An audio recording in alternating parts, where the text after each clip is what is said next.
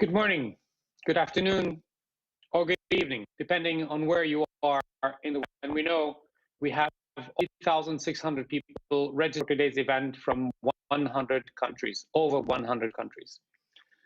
My name is Maher Nasser, and I'm the Director of the Outreach Division at the United Nations Department of Global Communications. Thank you all for joining us today for this virtual event marking World Autism Awareness Day. I am happy to say that we have participants from more than 100 countries registered for this event, which is wonderful to see. We want to make the best use of the time we have, so I will dive right in. Today's discussion, I would like to begin by recalling the key role the United Nations has played in advancing the rights of people with disabilities, including people on the autism spectrum.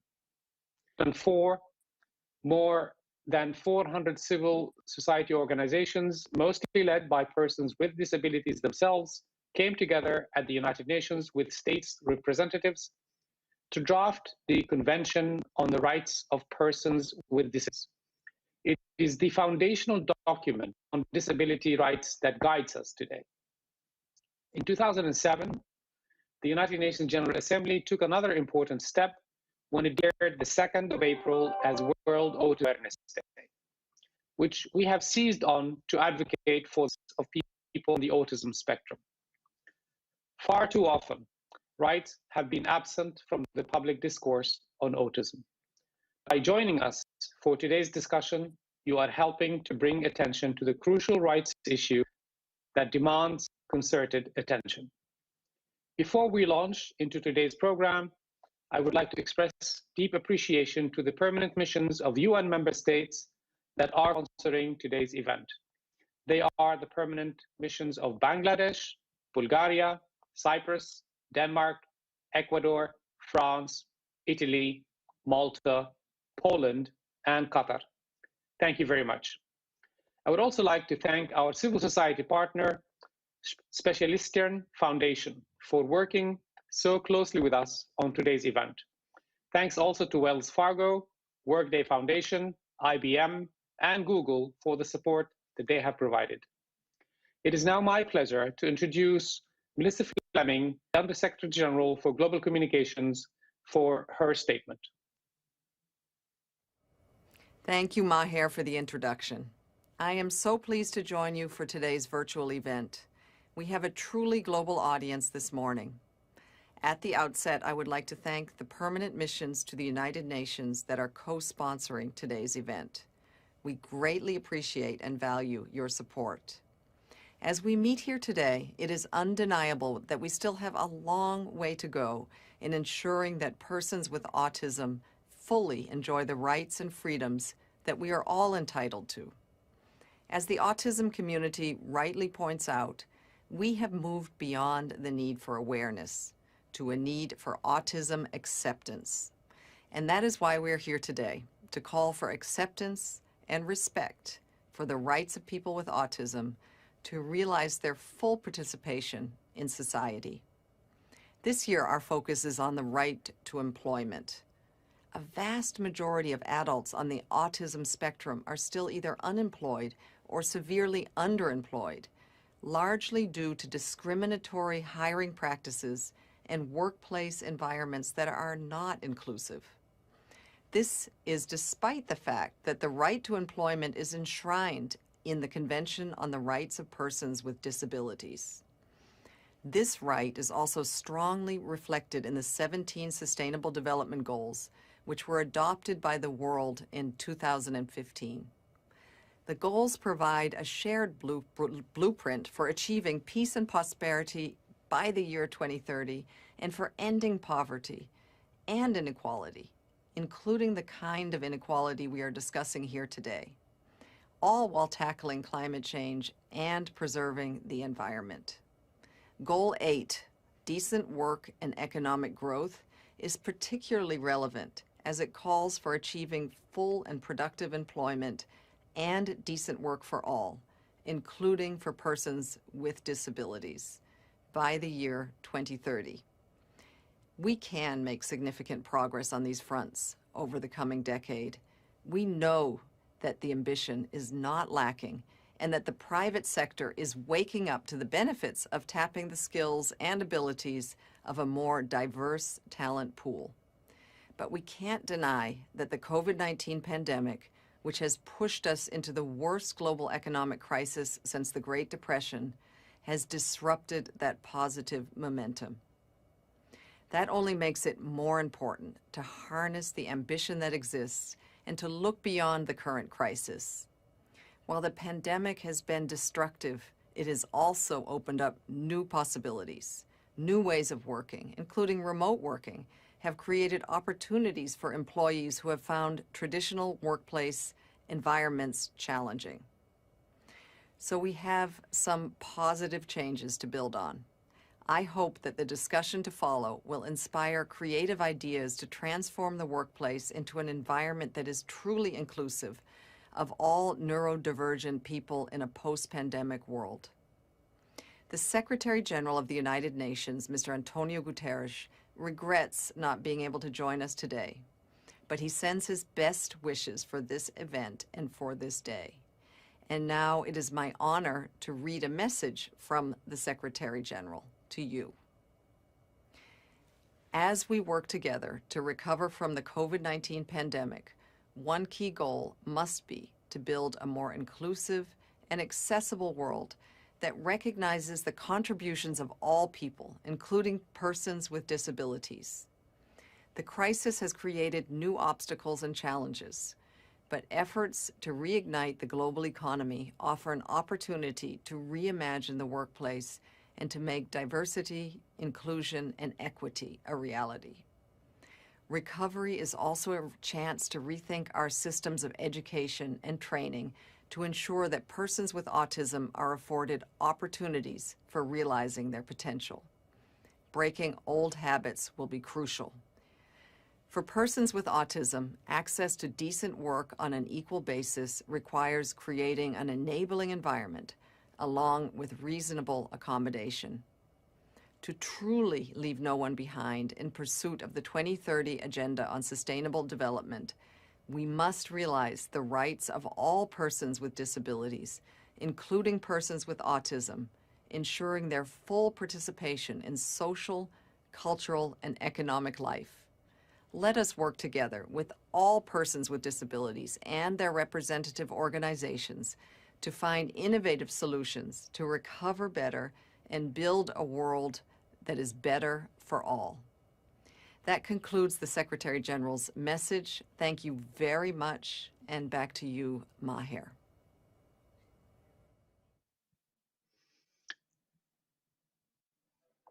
Thank you very much, Melissa.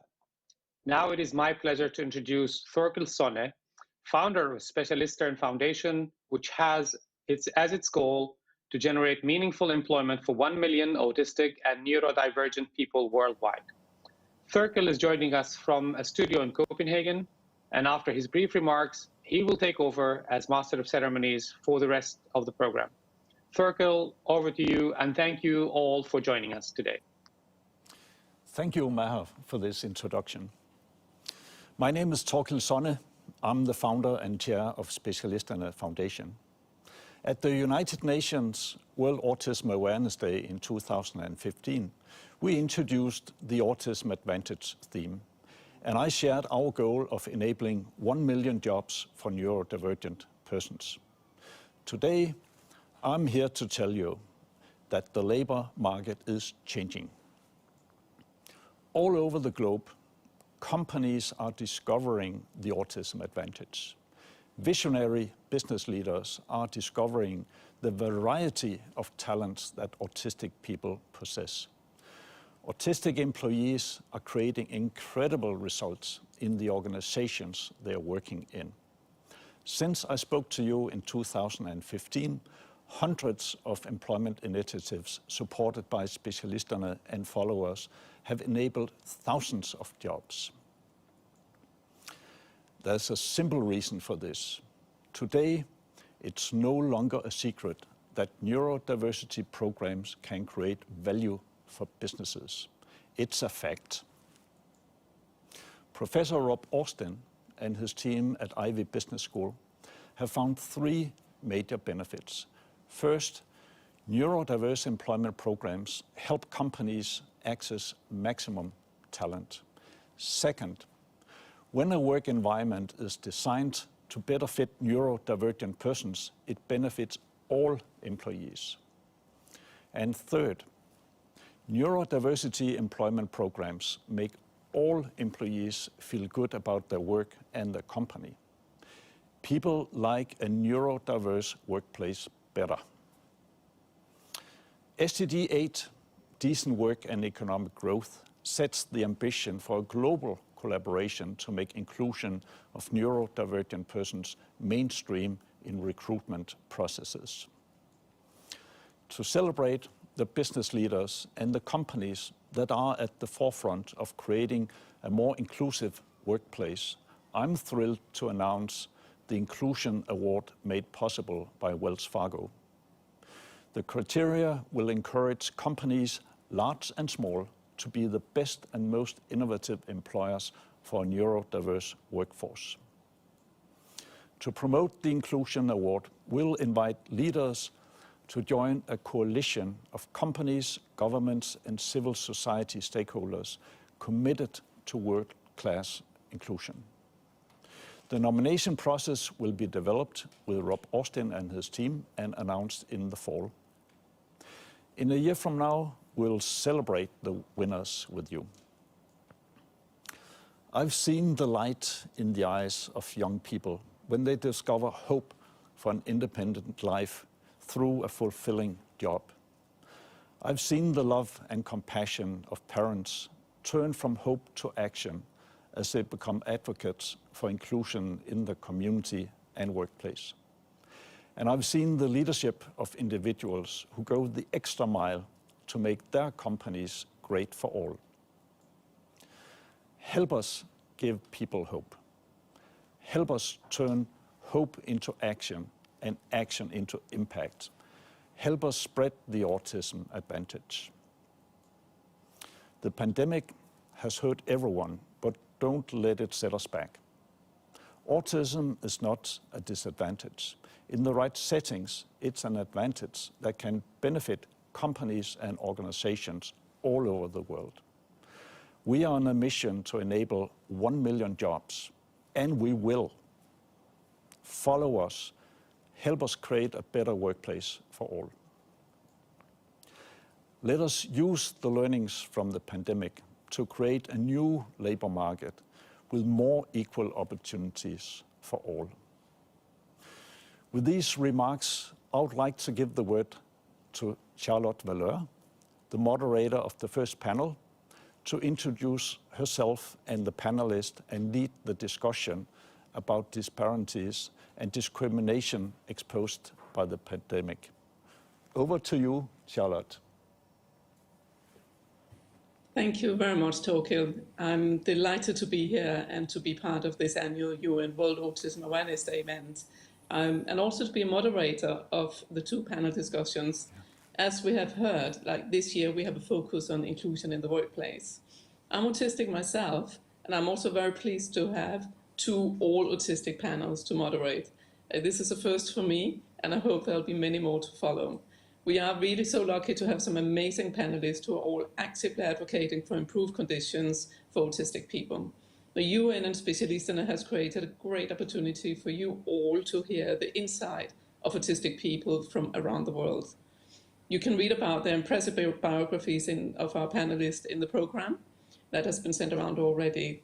So the first panel deals with disparities and discrimination exposed by the pandemic.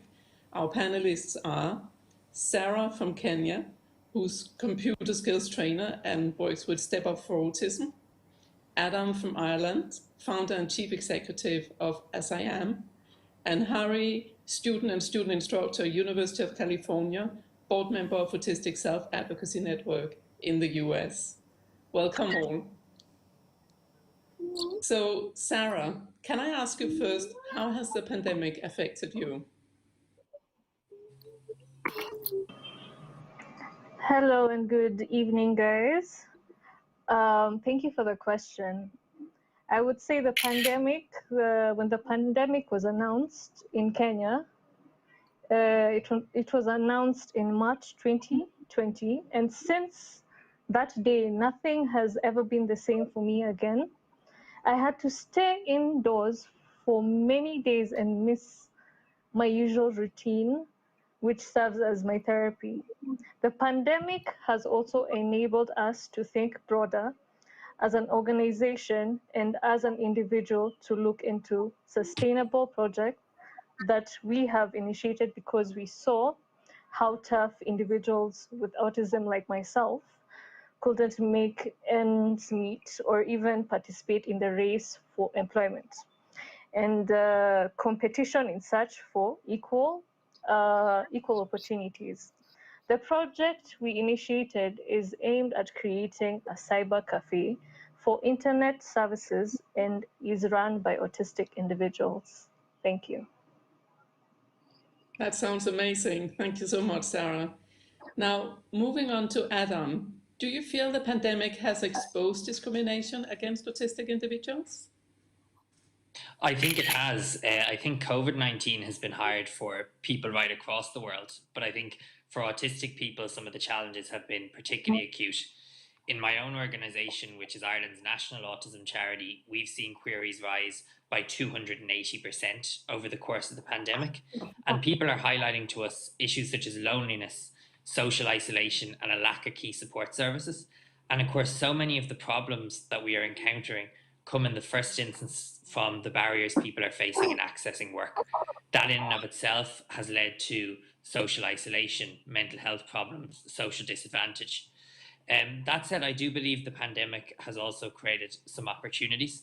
I think that not everything was fair about the old world prior to COVID-19. We had many assumptions about the world of work. On World Autism Day, we launched a report called Autism in the Workplace in partnership with irishjobs.ie that said here in Ireland, 90% of autistic people felt that being autistic prevented them or posed challenges to them accessing a job. And 75% said they would be reluctant to tell their employer that they were autistic. So I think there's big opportunities as the world changes in light of COVID-19 to build on things like remote working, to change the culture of our workplaces so that we can enable autistic people to contribute. Thank you. Thank you so much. Yeah, some really good points there from you. Well done. So Hari, how has the pandemic affected you? Hello, world. My late grandpa was a UN executive, so it's really extra special to be on this UN panel today. The pandemic has presented both challenges and opportunities for many autistics like me. Many autistics have a hard time with uncertainty, and the pandemic has been like the ultimate uncertainty.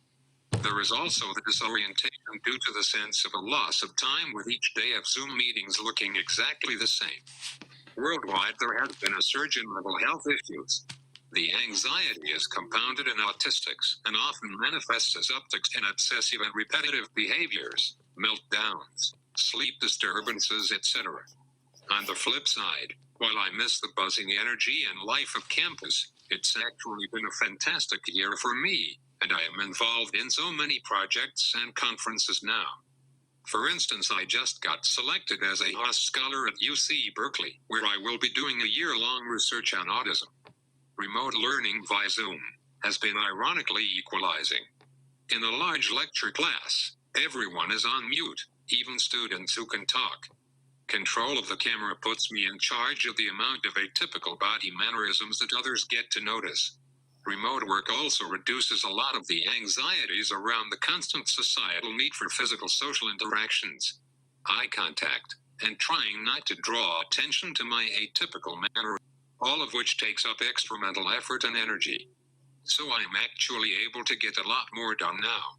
I also love that we are now able to seamlessly interact with people from around the world without the anxiety of travel. I did not think I would get to hear perspectives from Africa or Ireland like today, for instance. In the post-pandemic world, I would love to see hybrid solutions for autistics so we get the advantages of both the remote and physical environments. Thank you so much. That was a really thoughtful comment, Hari, and I can certainly relate to a lot of that. I'm personally very happy not to travel as much as I used to do. and that I can reach the world from my home. So thank you so much for your great insights already. So going back to Sarah, in your experience, what can the workplace do to improve conditions for autistic employees? Thank you for the question again. Autistic employees in many organizations do go through a lot of challenges due to the invisibility of their disability. The workplace should take into account the challenges of autistic people.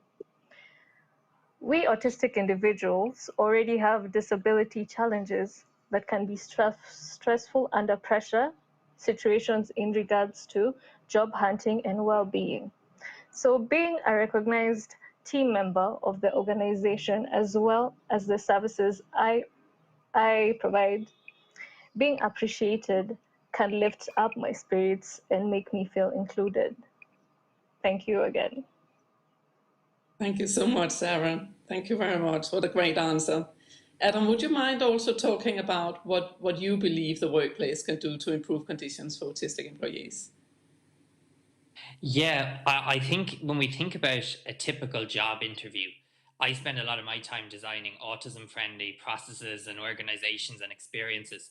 But if anyone ever asked me to design something that wasn't autism-friendly, I would pick a traditional interview process because it's built on the unknown, answering abstract questions, and building rapport with strangers. So straight away, this disadvantages autistic talent to the point that many people over time have had such negative experiences, they even stop actively seeking work. So I think we need to ask ourselves how we identify and recruit talent in the first instance. Is that the best way to actually get the right people for the job? I think that's one key piece. The second piece, I think, is about understanding that recruitment is about autism-friendly employment is about more than recruitment. It's about creating an inclusive and supportive environment. And that means educating colleagues and talking about autism as a mainstream D&I issue. But finally, I think an area that we really need to improve in is our recent survey showed that just 16% of businesses surveyed were providing opportunities for those with high support needs autism. It's really important we recognise that inclusive employment is about all autistic people. That means those who can work full-time and who have university qualifications, but also those who need to be able to access local opportunities with support for a small number of hours a week. Employment is about more than economic factors, it's also about participation. So we need government, civil society and business to work in partnership to create the range of options we need to ensure full autism employment. That's really good insights for all of us, Adam. Thank you so much.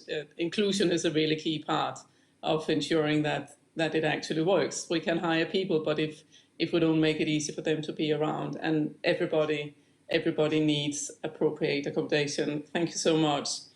Harry, do you feel the pandemic has exposed discrimination against autistic individuals? The pandemic exposed systemic flaws in societal attitudes. One is the lip service that was paid to accessibility in the pre-pandemic world. For years, the disability community has been asking for remote work or hybrid solutions as many faced access barriers in education and workplace. We were told remote work was impossible. Yet it suddenly became possible overnight when there was a will for it. We can only hope that such benefits will continue in the post-pandemic world with the virtual workplace the norm for many companies. But we need to watch for a couple of issues. Who will decide who gets to work remotely and who does not? Will the disabled community continue to be less protected? And also that remote work will not result in greater isolation for the disabled community. Some of us autistics benefited from Zoom education, but what has been troubling is that while regular education was able to transition to remote learning, hands-on special education services abruptly stopped. Remote education or teletherapy did not work for many who need that physical one-on-one support and have other needs. The disproportionate access to services meant that many autistics faced regression in skills that take time to build up, like building independence in the community. Adult autistics living in group residential settings were at higher risk for the spread of COVID as well as medical rationing. This is a small list actually. That's a great answer. Thank you so much, Harry. We are learning so much. I hope everybody is listening in to the voice of autistic people so that you can hear what it is we really feel is needed. Sarah, can I ask you the last question, last round we have time for? What are your experiences of inclusion at work? Thank you again for the question. I work as a volunteer with Step Up for Autism, a community-based organization in Nairobi that offers occupational and speech therapy services to children with autism from low-income areas for free, and teaches computers to teenagers. My role there is to teach teenagers basic computer skills. I am happy and contented here due to the level of inclusion that Step Up for Autism adheres to. I feel included because my views and opinions are taken into account by the management, and I am treated by my colleagues as an equal. When there are challenges at the workplace, I am informed and involved. Currently tasked with mobilizing resources to get more computers, funding, and equipment to expand our autism cyber cafe project. This project will provide direct employment for autistic individuals and get them paid and be in an environment that they feel safe in and accepted and included. Thank you so much. Thank you very much, Sarah. Adam, for you, in your experience, moving on to sort of looking at educational organizations, how can they improve conditions for autistic students? I think the pandemic has highlighted the shortfalls that still exist in our education system around the world when it comes to autism inclusion. I think throughout the pandemic, we did not see a prioritization of the needs of autistic children. We know the suffering that has led to, but I think we don't know the full long-term impact that decision has had. For example, the closure of special schools and classes during parts of the pandemic. I think where we've made great progress in recent decades is getting people into the one building, into the one classroom. We need to understand that isn't necessarily inclusion. We need to make sure that our schools and our education systems are adapting to ensure that autistic people can meaningfully learn. But critically, around the world, what we are seeing is the first generation of autistic people diagnosed in large numbers as children reaching adulthood. It's now essential that we bring inclusion beyond the school gate. We need better pathways between our education system and the world of work. And we need adults to understand that autism isn't just for professionals, isn't just for teachers. It means creating a society in which every autistic person has the opportunity for meaningful work and participation throughout the life cycle. The time to do that is now, because we are on the cusp of a major social issue as we see a generation of autistic people age out of school. It's a huge investment to educate autistic people. We deserve the opportunity to then participate and contribute to society. Absolutely. Thank you so much, Adam. Harry, how do you think that job interviews during this pandemic might have affected autistic people? Interviewers often form impressions of you in the first few minutes.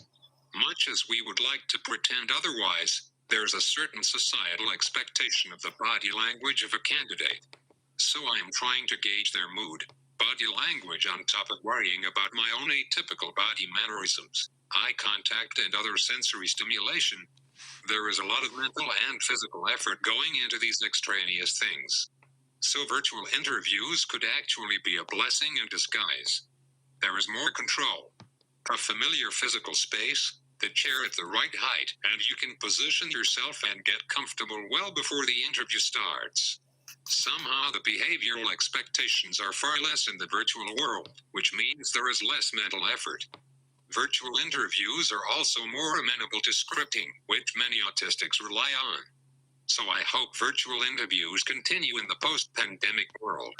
There is another thing I want to add on the topic of employment. It is disappointing that many diversity hiring initiatives by employers have only certain profiles of autistics in mind. We need to think about employment and accommodations for all autistics who want to work, irrespective of their communication levels and support needs. So that is why it's important that we start having these conversations not just in the US but around the world. Thank you so much, everyone. There are some fantastic points there, Harry. I absolutely agree on all of that. We really do need to look to everybody. Thank you so much for you, the panelists, for being here, for taking the time and preparing for everything. Hugely appreciated. Thank you. The world has learned a lot from you today. Thanks so much, Charlotte, Sarah, Adam, Harry. This was great insight in the learnings of the pandemic. We'll now switch panelists, and I'll give the word back to Charlotte, who will also moderate the second panel to introduce the panelists and lead the discussion about ensuring inclusion as we build back better. Back to you, Charlotte. Thank you so much, Torkild. Thank you very much. Delighted to introduce our next panelists here. First, it's Mehdi, who's from Morocco and a business owner. Then we have Sienna, neurodiversity and autism candidate from the UK, also young leader for the Sustainable Development Goals. We have JJ, Scrum Master at Procter & Gamble, at Costa Rica, and Asha, Quality Associate SAP Labs in India. Welcome to the panelists. So I'll start out right with Mehdi. From your perspective, what is the top inequality for autistic individuals? Thank you so much for the question. Before we will start talking about a professional career, we should mention something that is start even before that, which is education. When we talk about education here in Morocco, sadly, most of autistics do not have an access to it, nor to an access to all the kind of services that is meant to be given to people with ASD, which is autism spectrum disorder. And there is another important part that I see, which is very, very important to me, which is the companionship. Companionship which is meant to be given and offered to people with ASD to understand more and more the transition from a student to a job holder or a skilled worker. Another part which is related to assuring a job. Sadly, here in Morocco, specifically in the private sector, we kind of have zero chance to assure a job, especially as autistics. Another part we have also to mention, which is the environment where we're willing to work, which is absolutely not autistic friendly. And this kind of environment where should be accessible, so we can absolutely have 100% productivity. And otherwise, we will absolutely just suffer. Thank you. Thank you so much, Mehdi, for that. Sienna, what is the top inequality for autistic individuals that you would like to see eradicated? I would like to see the gender inequality in the diagnosis and treatment of autistic girls and women eradicated. The commonly cited ratio that there are 4 autistic males for every 1 autistic female is wrong, misleading, and damaging. Unfortunately, most people, including doctors and medical professionals, still believe that autism is a male condition. This is due to the reliance on autistic male stereotypes and the lack of awareness that autism presents very differently in females. Females experience greater societal pressure to be social and to conform to the societal norm. As a consequence, autistic females become experts in camouflaging their autism. We teach ourselves to hide our autistic traits by becoming social anthropologists and memorizing scripts for social situations. Because the autism diagnosis criteria are based on the overt and observable male characteristics and traits of autism, it is much harder for females to be diagnosed. The embedded gender bias in the diagnostic criteria means that autistic females often don't meet the threshold because they appear to be too social on the surface. The significant challenges that autistic females face in being diagnosed explains why we are often misdiagnosed and not diagnosed until much later in life, or never receive a diagnosis. Thank you. I can certainly relate to that, being 50 before I got diagnosed. So, yeah, thank you so much, Sienna. JJ, which new ways of working should we embrace? Well, thank you for the question. I believe we should embrace ways of working that are centered around the people and how to meet their needs in order for them to be able to give their best at work.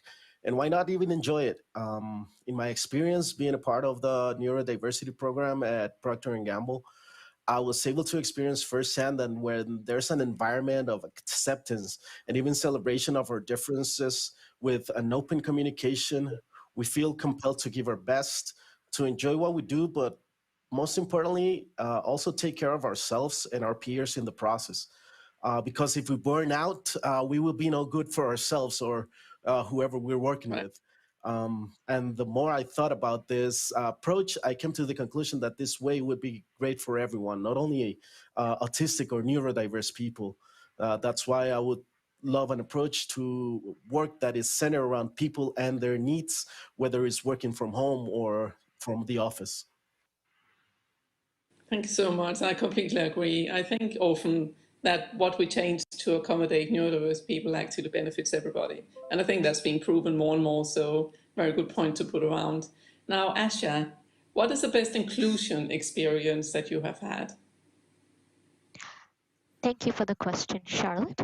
The best inclusion experience which I have had is getting an opportunity to host India Inclusion Summit in November 2019, along with the panel discussion with 3 panelists. I got to give a biography about myself and introduce some speakers. That was a wonderful event and opportunity. Thank you. Thank you so much. Great insight from our panelists in this first round of questioning. Now back to Mehdi. Mehdi, what can we learn from the pandemic? Sadly, what we can learn from the pandemic, that the most vulnerable social community are people with disabilities. We can also understand that due to the pandemic, it's also us who mostly suffered and still suffering due mental health illnesses, due income-wise, which is become not that much. But let's not forget also that there are no specific support and economically wise, socially wise, nor psychologically during the lockdown and beyond. I'm talking about all of these specifically for Moroccan autistics, which we really had to struggle during the pandemic, socially, economically, and whatever that you can come in your minds. Thank you. Thank you so much. Great answer, Mehdi. Now, Sienna, how can we improve inclusion for autistic individuals in the workplace, in your opinion? Businesses cannot rely on autistic individuals to disclose their autism, since there is still a deeply rooted and malignant societal stigma to being autistic. Many employees do not disclose their autism. Furthermore, many employees may not know they are autistic. This is especially true of autistic women, who continue to be significantly underdiagnosed. In addition, designing an autistic-focused recruitment and employee program only serves to stigmatize further and isolate autistic employees. The best way to create an inclusive work environment for all autistic individuals is for organizations to adopt a person-centric, highly individualized and proactive company policy and management style in which everyone's strengths and needs are recognized, supported, and respected. This approach not only benefits autistic employees, it also benefits all employees. Finally, drive change through education. Since approximately 20% of the global population is neurodivergent, organizations should require all their employees to attend neurodiversity acceptance training. This training could serve as an instrumental tool in developing a general awareness, understanding, and appreciation of autistic and neurodivergent colleagues, across the organization. A workplace that is educated on neurodiversity will also make it easier for autistic and neurodivergent employees to disclose their neurological condition and thereby get the additional autism-specific support they may need. That's great. Thank you. Really good insights for all of us, Sienna. Thank you very much. Yeah, I think we need also people trained in helping being inclusion help us in the workplace, but the overall education will certainly help that. So JJ, I wonder what an ideal new normal in the workplace would look like for you. Oh, thank you.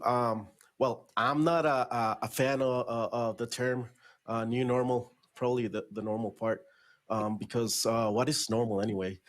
Society right. and workplaces are constantly changing and evolving, and what was normal 50 years ago or even 20 years ago, it's not considered normal anymore. But entertaining the thought and making the most of this situation that we're in, I think for me that the ideal new normal would look like a place I got to know and work on even before the pandemic. I found a place that centered its focus on the people, has a culture of open, straightforward dialogue, or provides different ways for the people to develop, to feel appreciated, constantly learning from itself and adjusting. So in the end, I think everything goes back to what I said in my first question. The place will be a workplace that is centered on its employees and its people. And I think Sienna said it like a more people-centric approach that will benefit everyone. Yeah, that's a great answer, JJ. We're definitely coming back to the people-centric approach. And I think the acceptance, of course, awareness is really important, but acceptance is really what we want. Acceptance of us as we are. That would be really nice everywhere, and then our lives would be a whole lot easier. Now, Asha, how can we improve inclusion for autistic individuals in the workplace, in your opinion? Okay, we can improve inclusion for autistic individuals in the workplace by doing the following. Create job opportunities in different companies and organizations, focus on their strengths, skills, and talents, and provide encouragement, support, and an inclusive workplace for them. Thank you. Thank you so much. Excellent. I hope everybody is taking notes out there. So we're learning so much from your insights and experiences. And luckily, we've got time for another round of questions. So back to Mehdi. Mehdi, what's the best inclusion experience you have had? Thank you so much for the question. Before I should talk about that part, I should mention some statistics. Actually, Morocco is implementing a public program to ensure inclusion for people with disabilities in the market, but it's only basically preserved 9.8% from the job market in total. Also, they mentioned that they will give 7% or offer 7% to people with disabilities from 9.8 from the whole market, which is absolutely not enough. So we absolutely need more efforts to be granted full access to markets for autistics, stressing inclusive vocational training, raise awareness among private and public companies. And to answer that question exactly, as a young entrepreneur, I created my own company because I literally had no chance in the job market. So what I did is I made sure that everyone is willing and going to be comfortable. I also made sure that there will be diversity between our colleagues, a safe place where everyone can be themselves, but also where they can express their needs, such as transportation was, such as technology that they are comfortable with or to work with. And also, what is the ways and the environment that they can have, for example, just simple as for example, patent wise, such as technology, like I mentioned before, such as everything that is related to professional environment. And in that way, I made sure that we will all be 100% productive. And I also personally made sure that the environment will be given to me, but also not just for me, but also for my colleagues. So I hope that I answered the question that was given to me. Thank you. You did indeed. Thank you so much, Mehdi. It was a great answer. Now, Sienna, are there any positive effects of the pandemic for you? The shift to working and studying from home has been very beneficial. Since I have significant autism-related sensory sensitivities, no longer having to commute using crowded public transport or having to work and study in autism-unfriendly buildings and environments has been liberating. At home, you can customize, tailor, and control your environment to your needs in a way that you can't in the workplace. Furthermore, the wide adoption and reliance on Zoom and other similar platforms has opened up a new world of limitless opportunities that has been especially beneficial to autistic people and people with disabilities. For example, now that most conferences and seminars are online, these events have become much more inclusive, diverse, and accessible. We can have a wider range of speakers from across the world and connect with larger and new audiences we may not have been able to reach before. In the last 6 months, I've given neurodiversity talks at events in California, Africa, and Asia. This wouldn't have been possible before the pandemic. That's fantastic. It has opened up some good opportunities for all of us, I think. So, JJ, a last question for you. How can we improve inclusion for autistic individuals in the workplace in your view? Well, thank you for the question. I believe that it's like a society responsibility in general. So I think it can be somehow governments could help improving the access to an early diagnosis, to a proper support network for the autistic person and their family growing up, so that economic status is not a problem and the autistic person is not left without a diagnosis or help because they couldn't afford it. Because their parent could not afford proper help or guidance. I think if we achieve those things alongside with awareness and acceptance campaigns so that neurotypicals in companies get to include, know, and understand us better, will eventually make it easier for us autistic individuals to get to a workplace well prepared, where we know we will not be judged for our quirks, not be judged by the way we communicate, but just let our work speak for ourselves. So I think all I said can be summed up, that awareness, acceptance, and appreciation of everyone, regardless of where on the spectrum do we fall, will help improve inclusion. Absolutely. The 3 A's, they're very important. Thank you so much, JJ, for that. Asha, the final question for you. Are there any positive effects of the pandemic for you? Yes, there are positive effects for the pandemic for me, which include flexible working hours, not commuting and dealing with traffic, and relaxation in traditional workplace rules due to working from home.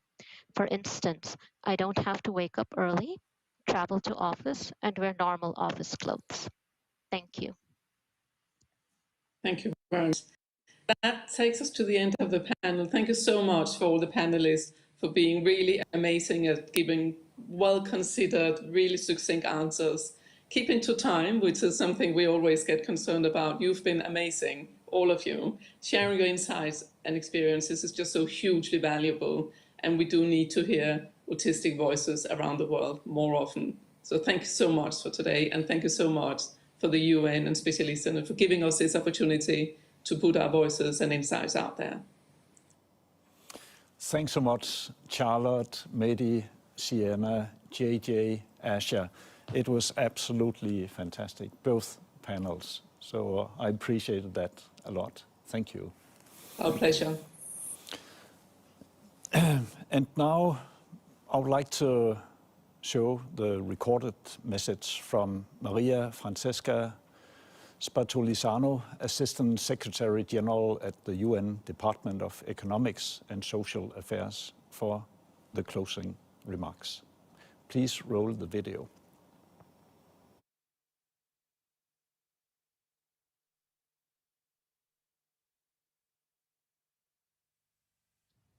Excellencies, distinguished delegates, ladies and gentlemen, this year's World Autism Awareness Day witnesses the seismic impact that COVID-19 has had on the world and on persons with autism. It is an opportunity for the international community to unite in our shared endeavor to recover better. Thus, our focus today is on inclusive employment as a key component to building better lives for all.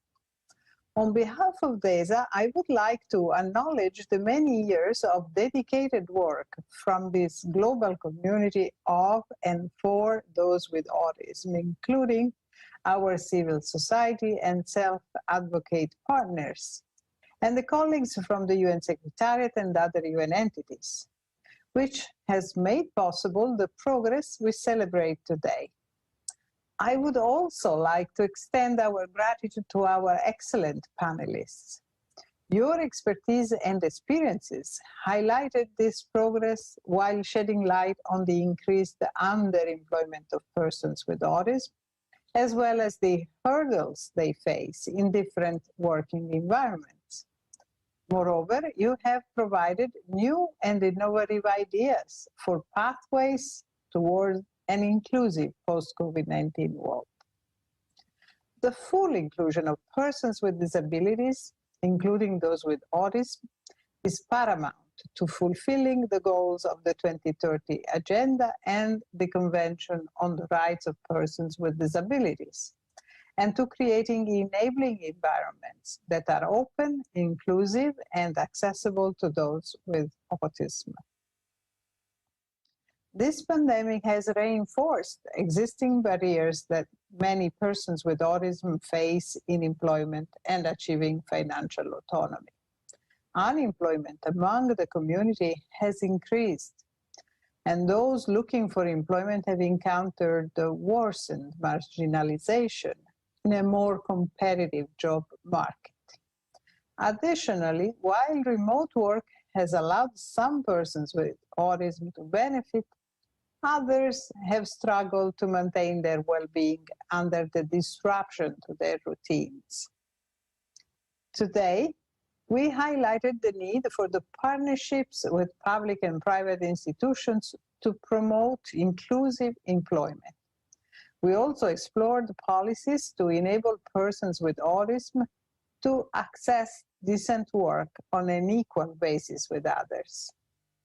As discussed by the panel, this would include putting anti-discrimination measures in place relating to hiring practices, as well as policies to promote reasonable accommodation for those whose potential is limited by conventional work environments. The UN is working to make a more inclusive and enabling employment landscape a reality. And we are committed to building resources and capacity to recovering better towards an inclusive, accessible, and sustainable post-COVID-19 world, together with the community of and for persons with autism, member states, other UN entities, academic institutions, the private sector, and other stakeholders. We have launched a joint effort to make the implementation of the Convention on the Rights of Persons with Disabilities and the 2030 Agenda an integral part of COVID-19 response and recovery. Our department brought together key stakeholders in an expansive series of panels and events on the economic and social impacts of the pandemic. And we have produced a series of policy briefs to analyze the situation of those furthest left behind and to propose recommendations for action. In addition, together with other UN agencies, DESA is contributing to a number of UN system-wide actions toward the goal of building back better. For example, the UN Disability Inclusion Strategy, launched by the Secretary General in 2019, is making progress through the comprehensive mainstreaming of disability inclusion in all UN projects. Creating practices and environments that value neurodiversity for and with persons with autism requires the targeted attention and full cooperation of all stakeholders, including governments, civil society, and the private sector. The international community, including the community of and for persons with autism, should intensify their collaboration to render disability inclusion a cross-cutting principle in all response, recovery, and development activities. It is the only way to leave no one behind, and DESA and its partners remain ready to support it. Today's commemoration of World Autism Awareness Day demonstrated what needs to be done and how to do it better. Those of us committed to the full and equal participation of persons with autism in society and development. And that includes all of us present at this event and our colleagues, experts, individual advocates, and all our partners worldwide, represent a community of action for and with persons with autism, together with persons with autism at the forefront of recovery. Both as agents and beneficiaries of change, we can navigate our way to a better and more inclusive future. Thank you. Thank you, Mrs. Bartolizano, for the closing remarks of the UN World Autism Awareness Day event, where we discussed the theme of inclusion in the workplace, challenges and opportunities in a post-pandemic world. The pandemic will hopefully be over soon, but the need for inclusion of a neurodiverse workforce will always remain. We hope you found motivation in this webinar to get even more engaged as an advocate for inclusion of neurodivergent persons in your workplace and the community during and after the pandemic. Please help us share the messages from this event in your network. Personally, I think we have learned so much today. We have more than 3,000 people joining us from around the world. Many of those will be employers, teachers, government employees, civil society organizations.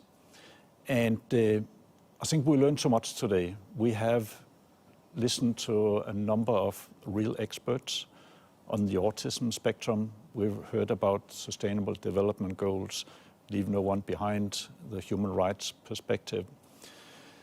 And I think we've learned so much since the last Autism Advantage theme at the UN World Autism Awareness Day event.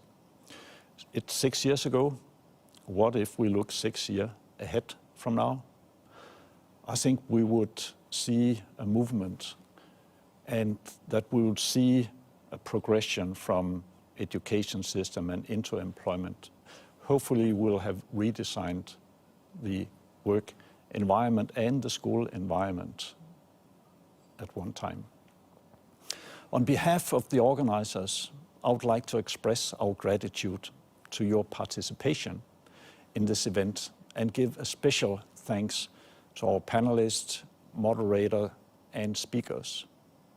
We hope to keep in touch and see you at future events to be announced at the UN and Specialisten Foundation website and on social media.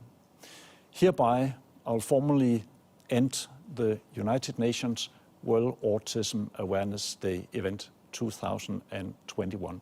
Thanks, everyone.